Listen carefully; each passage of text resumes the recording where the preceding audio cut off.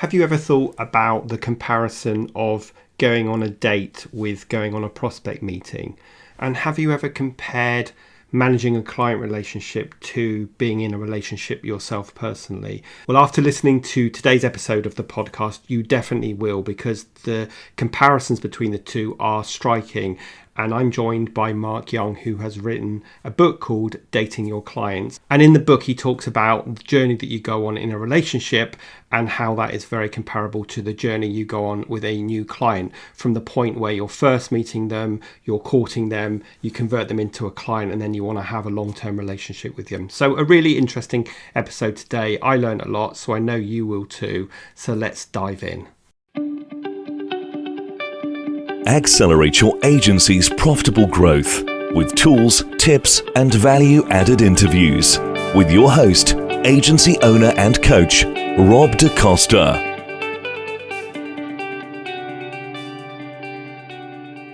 Hey everybody, and welcome to this week's episode of the Agency Accelerator podcast. And this week we're going to dig into the topic of maximizing the value of client relationships.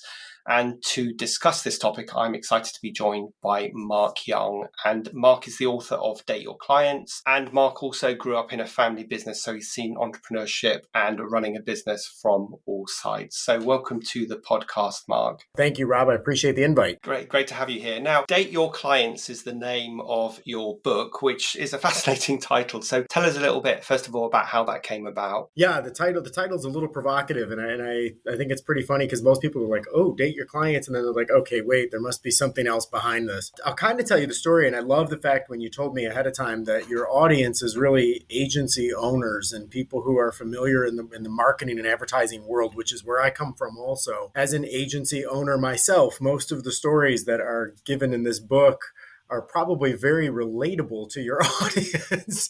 They've probably lived most of them with other characters, which is kind of fun for me. But date your clients. So I'll tell you the background story. This is kind of funny. I was talking to a client, and perhaps this resonates with some of your listeners. But while sitting in a conference room with a client of mine who is a national brand that does great business, multi-million-dollar company, and I was working with the marketing director, and they had ads running on a TV commercial. And she says, "Well, I don't think TV's working anymore." And I said to her, I'm like, "I think you're throwing out the baby with the bathwater, metaphorically speaking. I think you're kind of making a pretty big reach there." And she says, "Well, there's a problem with sales." And I went, "Well, there's really a problem with attribution, which is a different problem entirely. That just means you're not counting your sales correctly." I said, "But the bigger problem is television is nothing but to get people to your website.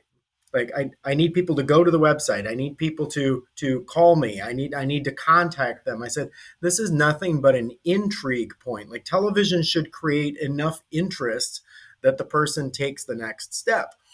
I said, "The problem is when the person goes to your website, you just play the television commercial for them. But I've already watched the television commercial." I'm like, "and your TV commercial, frankly, says everything there is to know about you in 2 minutes. Like, so you're not creating intrigue, you're trying to sell people." And I'm like, "That's the wrong message." And I said to her, "Imagine it's like your dating profile online. I only put out the best pictures. I only tell the highlights of the story because I want to intrigue you enough to get to know me." I said, "All I need you to do is swipe right." Okay. And for those who have been in the Tinder world, you'll understand that. It's like, I just need you to swipe right. I need you to be interested enough because my photo looked nice.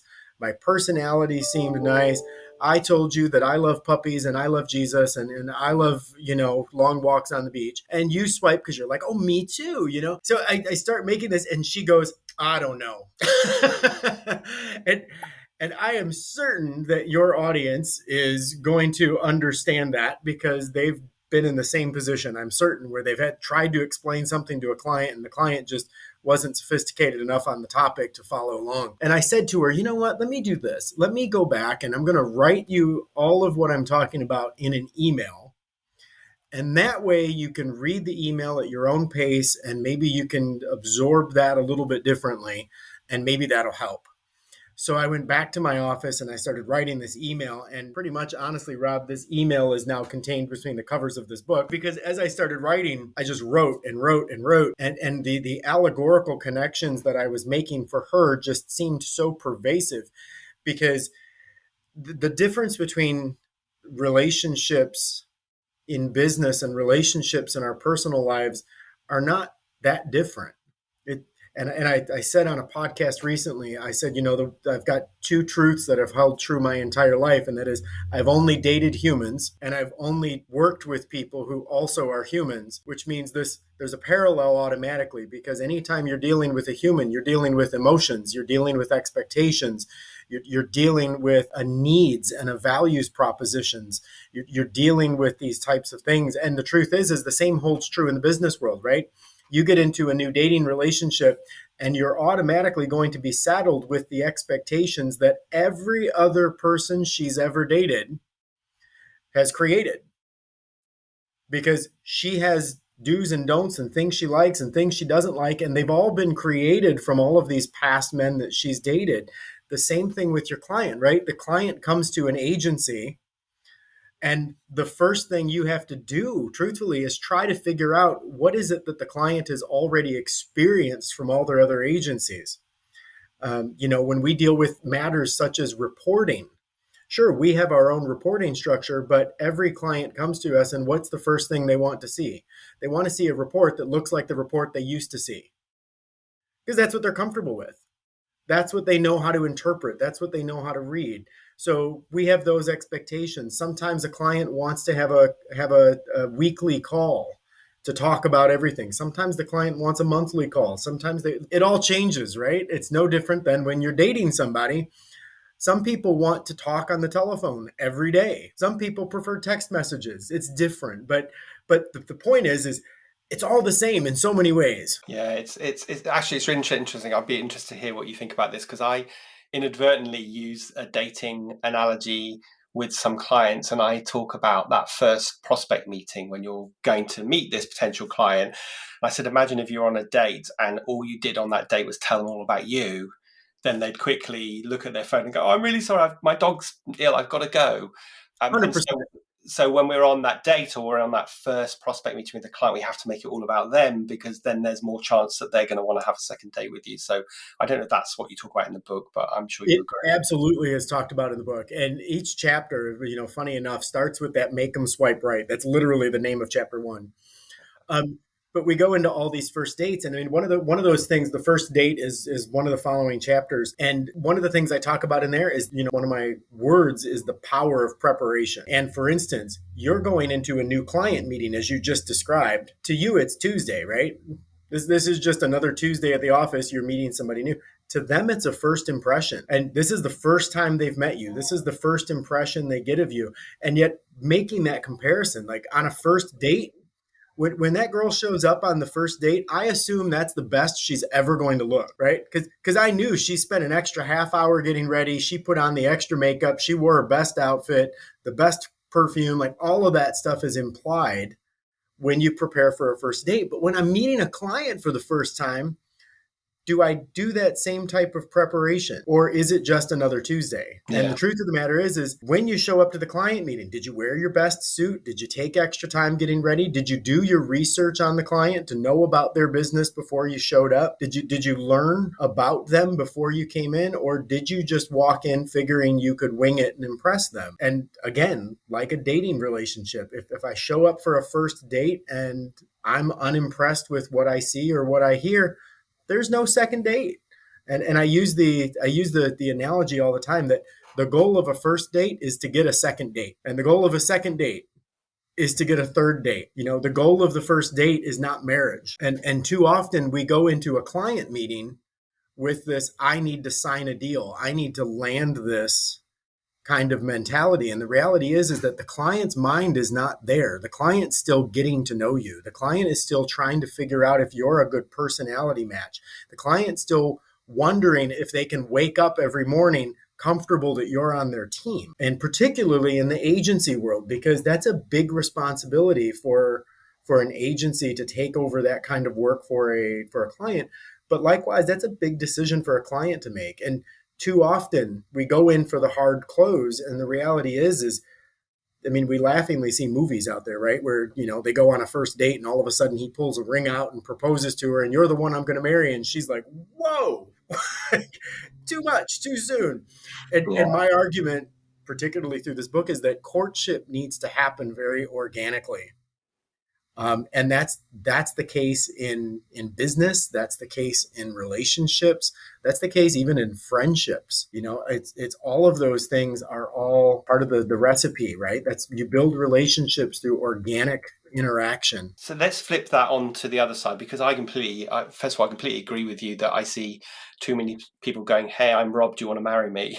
And it's Right. not going to work. But how do we move the customer through that customer journey to get them to a point after date 3 or 4 or whatever it is where we can actually get them to sign on the dotted line? Because otherwise, the danger is you have lots of conversations with these people. You share lots of your knowledge to demonstrate your credibility, but you never get to the point of actually closing the deal. And that's understandable. And what I would say in there, Rob, is from an organic relational standpoint, one of the things I would say there, because we have clients like that too, where you seem to constantly date and date and date, and you sometimes wonder to yourself, is it going anywhere? And the reality is that there is a time to let it go. There is a time that all of the free advice that you're giving people is just free advice. And we've had plenty of relationships like that where, we've gone out and paid for plenty of dinners with a client that never paid us a dime to do work because they just got free advice all the time and free dinners on it. And there's a healthy balance in there. And what I will say is, from a courtship perspective, every client is different. And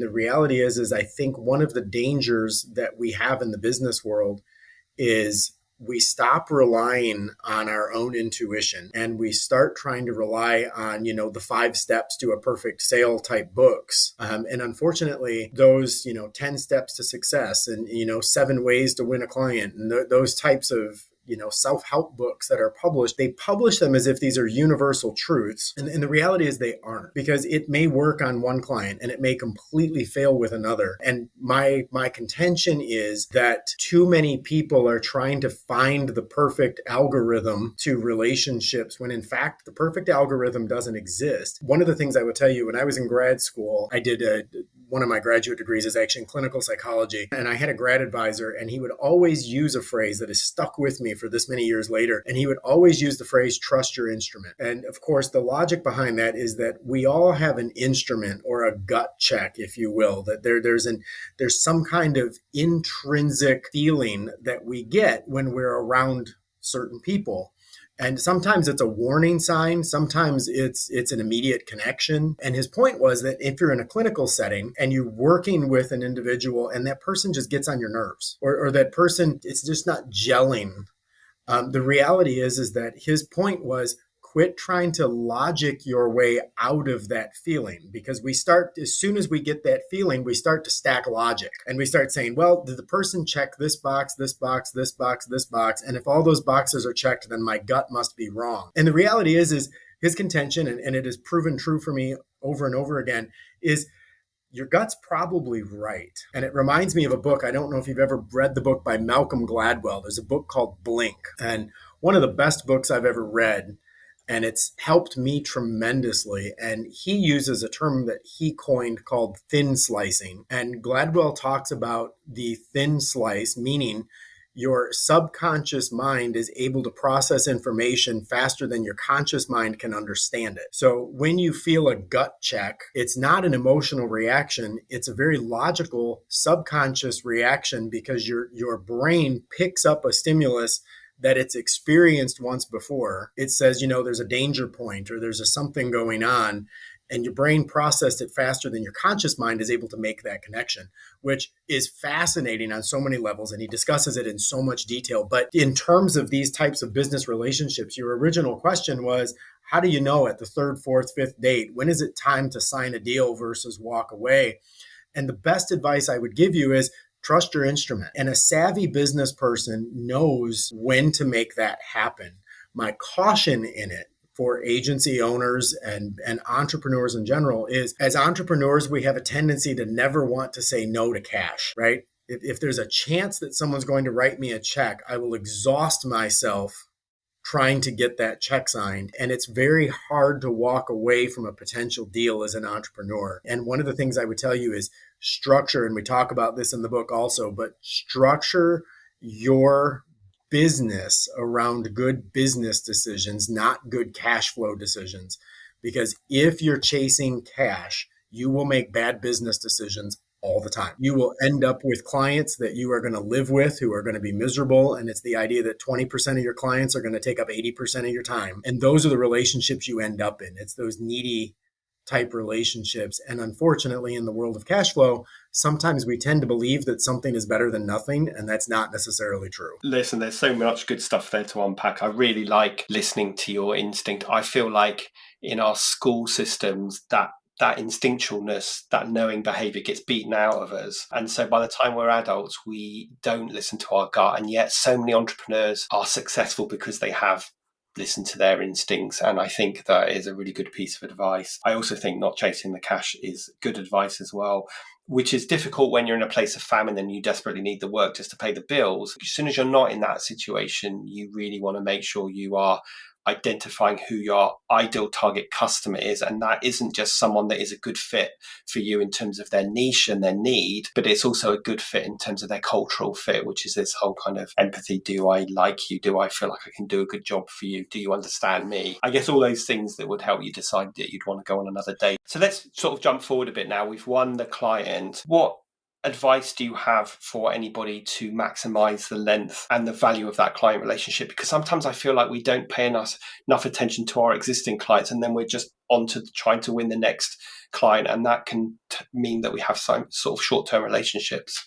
And that's good insight, Rob. There's several chapters in here, but one of the chapters that I love in this book is called Friday Night is Date Night. And it's drawing a parallel to an existing relationship, perhaps even a marriage, and talking about those times that we have to take with our existing relationships to, I'll use the word memorialize our partnership. And that is, my dad always used a phrase and said that if we both agree on everything, one of us isn't necessary. And one of the things that I think is beautiful about business relationships, marriages, so on, is the fact that it's two different people with two different opinions, overlapping in many ways, but not all. And the reality is that I don't want clients that want to do everything that I think is right. I want them to challenge me, because often in their challenge, I find better ways of doing things. And I will say that we talk about those types of things because, and in this book, we talk about things about Friday night is date night.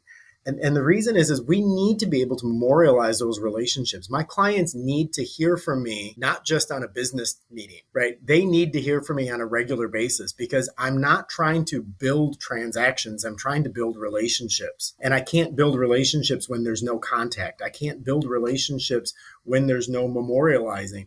I want my clients to wake up in the morning happy they do business with me. And one of the mistakes that a lot of, I'll say entrepreneurs specifically, but a lot of business people make is they will work twice as hard to win a new client than they will to keep an existing one. And it is so much easier and more cost effective to keep the one you have than it is to go find a new somebody. And never take a client for granted the same way you would never want to take your spouse for granted, right? Your spouse needs to wake up every morning choosing you. It's easy enough to just go get divorced or find another girlfriend, boyfriend, whatever you want. You can find somebody else.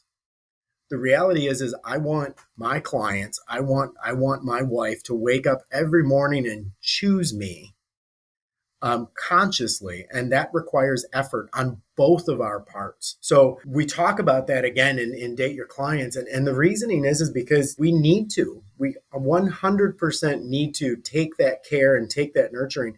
Sometimes for us, it's a matter of celebrating wins. I want my clients to share their sales reports with me.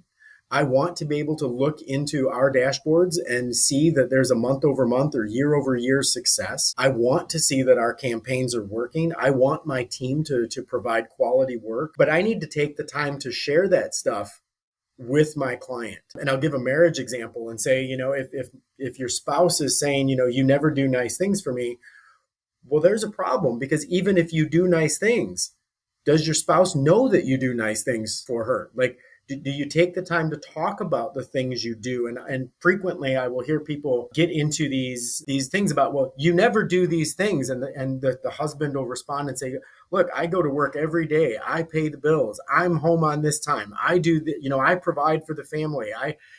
And in his mind, he did everything that a husband was supposed to do. And in her mind, you didn't bring me flowers. And to him, that seems so trivial, but to her, it's a big deal. And it's a getting to know you in a relational context to understand that, yes, you can do all of the things that you think are important, but if you're not doing the things that the client thinks is important, you may have missed the mark. And sometimes those are, I'll say, trivial things. Like we've had clients that we've done amazing work for, and then we get feedback over something so minute that turns into a big issue for them. And it's so funny. Like we have a client, we do amazing work for. A client loves us, absolutely loves us.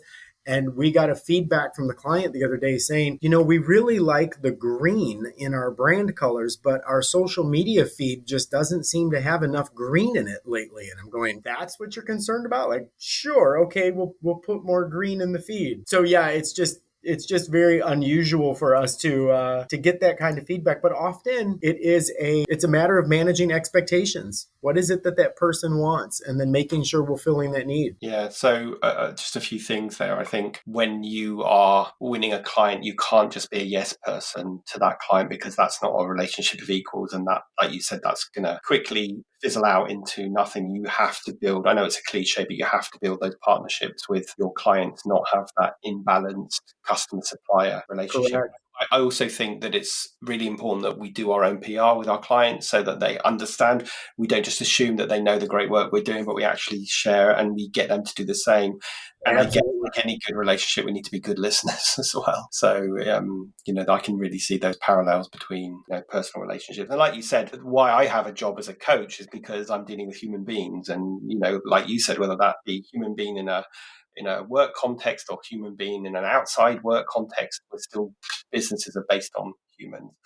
So let's step forward again a bit, that we've had this relationship for a while now, and maybe things are starting to go a little bit south with the client. Things aren't going so well. They're starting to kind of complain more. What can we do to bring that relationship back on track? So I get asked the question all the time, Rob, what is my favorite chapter of this book?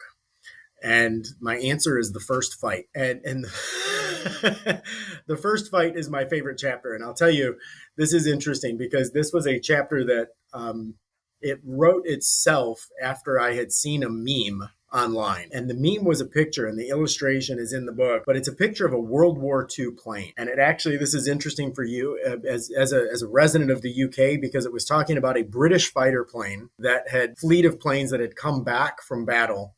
And when they'd come back from battle, there was an engineering corps had gotten together to talk about what are the ways that they could reinforce the plane. So they researched where the plane had been hit by enemy fire and decided that they needed to reinforce those areas because those areas were the ones that took the most fire. And there was one guy who argued with them and said, I disagree with the strategy. And they said, but these are the areas that the plane took the most fire. And his answer was, no, that's the area where the plane could take fire and still survive. I know you're almost like, oh yeah, that's good. And he's like, those are the ones that made it back. The areas we need to reinforce are the areas on the planes that didn't make it back. And he said, so I would actually argue and say that the inverse of that is true. That the exact opposite, the areas that the planes took fire and got back to base are the areas that can take fire. Those are fine. They still made it back. So maybe it's the inverse of those areas that we need to be reinforcing. And when I read that, I'm like, oh my gosh, that's so parallel to relationships. And often when the disagreements begin, we tend to focus on the points we disagree on, right? That's where our attention goes. We disagree on this topic and we are going to talk it out until it's done. And I sat there thinking, my gosh, that's so much like relationships, right? We like it like a dog. We grab onto that bone and we don't let go of the thing that bothers us. And I thought, well, what does that look like? And I started going back, and the analogy that I use in the book is a client comes to us and we send them a website design, right? And the designer puts together this whole site. We send it over to a client. And what do? They immediately email us back with all of the things they don't like about it. And as a designer, the designer sits there going, oh my gosh, like I put so much of myself into this work. Now my feelings are hurt. You don't understand why I did what I did. You didn't even listen to the reasoning behind my design, like all of this. And so our take is I will send you the design so that you can preview it. but we are always going to talk about it, if not in person, at least on a Zoom call, because we're not going to email on this stuff because too much context is lost. And what I do is I make the client always start, because the client lists for you all the things they don't like, right? These are all the changes I want. And I always start the client with, we're going to start at the top of the page, and I want you to start by telling me all of the things you like. And usually what we find is what seemed like a bullet list of things I don't like is probably only 5 to 10%, because the majority of it they love, because it's beautiful work. It's those types of things. And then usually we find that about half of the things that they wanted changed get removed from the list once they understand contextually why they're like that. So really my advice on that, when I talk about that first fight, is when disagreements arise, and this is the same for relationships, this is the same marriages, whatever, it's instead of focusing on the one thing that you're disagreeing about right now, spend some time paying attention to the reason why you're together. So as an agency, your client comes to you and says, look, I'm really upset. Like, this is not the work that we're accustomed to, so on and so forth. And I normally will take that and say, you know what, I agree with that feedback. I want to actually talk about what are the things about working with us that are good, and you guys are really responsive. We've had some great successes in the past. Oh yeah. You remember the campaign where we did X, Y, Z? That was great, man. I wish we could do more of that. Oh, and about the time we did this, that was fantastic. You're right. That was another good one. Okay. So this is one that you're just not satisfied because it's 90% of that. Well, great. Let's talk about the ways that we're capable, and push it past that other 10% that you think we're missing. Like, let's not catastrophize a single incident, but rather let's talk about all of the good stuff. Let's talk about the ways, and making that correlation towards dating or marriage or whatever. It's like, let's talk about all the ways that we are so compatible. And once we get back on a good place, now let's talk about how do we overcome this negative. And part of what I would add there, Rob, is I'm big on the word expectations. I talk about it all the time, and that is, disappointment only happens when I have expectations that you don't meet. And the problem is half the time I don't know your expectations. And if I don't know your expectations, I don't know when I'm not meeting. And that's one of the things that I would always encourage any of your listeners to pay attention to is, what are the expectations of your client, and have you talked about them? Because if you talk about the expectations and you're able to say to the client, look, I'm sorry, I actually thought that we did meet the mark because you told us you wanted A, B, C. Had you told me about point D and E, we would have done this differently. So making sure that we're able to adequately talk through expectations and then justify how we believe we met them, or at least what we did to try to meet them, paramount.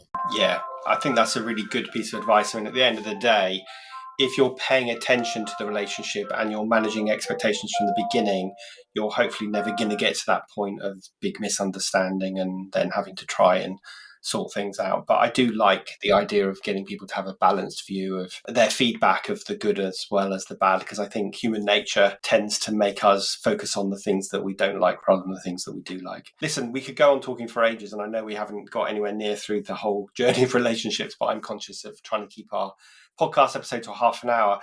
So a couple of things before we share some links. Just I want to ask you the question I always ask all my guests, which is, if you could go back in time and give your younger self, who's just starting out in business, a piece of advice, what would it be? Oh my gosh. What I would say is, my younger self always wants to jump to the finish line faster than I'm ready. And I would say that I expect to win. So when you talk about expectations, like, I expect to win, I expect to excel. And even if it's something I'm not familiar with or not good at, I hold myself to that standard. And the advice I would give my younger self would be, it's okay to learn for a while. It's, putting in your 10,000 hours is just part of the journey. There's no fast track through experience. And I watch it all the time as brands develop, as entrepreneurs are trying to get their product to market. And I had this conversation with a client the other day. She says, I'm really frustrated with the way our brand is here. Should we this? Should we this? And she's going through positioning. And what I said is, again, from my vantage point, I said, here's part of what I see. And that is, you're struggling because you're playing 3D chess in your mind, because there's where your brand is right now. There's where your brand needs to be a year from now, but there's also where your brand will be 5 years from now. And you're struggling to just let your brand be today. You want to do today what you can already see in 5 years in the future, but you're not there. The brand isn't mature enough yet. So my advice to myself, but also to any of your listeners or their clients, is organically maturing and learning is part of the process, and you can't accelerate that. Yeah, good advice. I think when we're young and just starting out, we're all impatient, aren't we? And we're all sometimes focused on the wrong thing, focused on the destination and not enough on the journey. So, a good piece of advice. So, obviously, I'm going to share the link to the book because I'm sure this episode will have intrigued people, including me, to want to go and read the book. So, share the link to the book. But how else can people get in contact with you, Mark? Sure. I'll give you the easiest way, and that is Date Your Clients is the name of the book. So anybody can go to dateyourclients.com. And there's a link there. You can buy the book right on Amazon and have it sent to you FBA overnight. So that's an exciting thing because it actually is a really fun read. It's not dry business book. It's humorous and it is cheeky in its own way. But the other thing is that I'm just Mark at dateyourclients.com. That's my recommendation. Mark at dateyourclients.com. Anybody can email me. I manage that email box myself, so you'll actually get a response from me. My agency is riseagency.com. That's Rise, RYZE, a bit of a non-traditional spelling there. So riseagency.com if they want to go check out our agency or if they want to collaborate on something. We deal with a lot of direct to consumer and e-commerce brands here in the United States, especially any listeners that you have that are across the pond. I'd love some collaboration and we'll see what we can do to work together. Perfect. Well, I will share all of those links in the show notes attached to this episode, and just want to say a big thank you for giving up some of your time today to share with our listeners that analogy between dating and managing your clients. So that was great. And thanks again for your time. Thanks so much, Rob. It's been my pleasure.